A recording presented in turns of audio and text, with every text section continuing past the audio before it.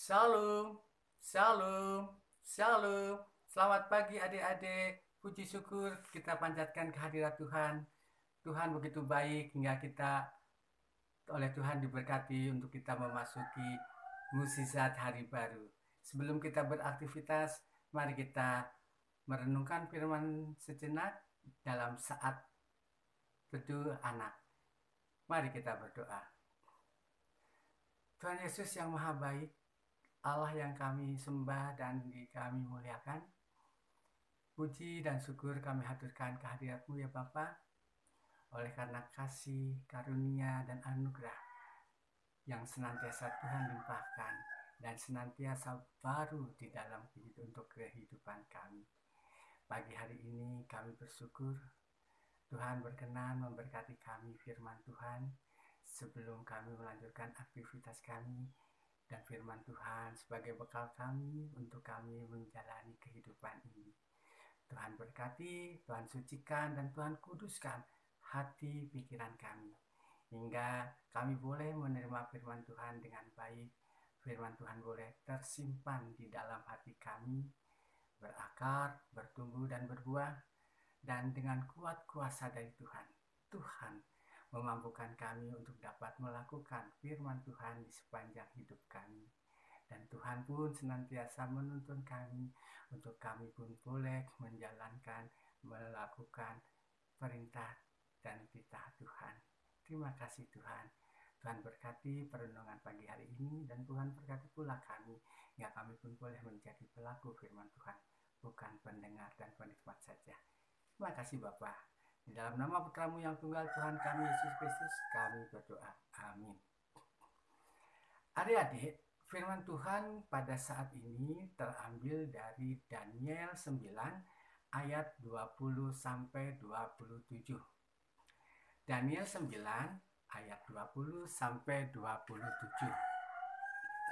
Dan Kak Teja akan membacakannya ayat yang ke-22. Demikian bunyinya. Lalu ia mengajari aku dan berbicara dengan aku, Daniel, sekarang aku datang untuk memberi akal budi kepadamu untuk mengerti. Adik-adik, jika kita membaca Alkitab dan kita mendengar dan membaca nama Daniel, tokoh di Alkitab Daniel, yang terlintas pada diri kita adalah ya Daniel yang tetap hidup karena perlindungan oleh Tuhan, tetap hidup walaupun dimasukkan ke gua singa.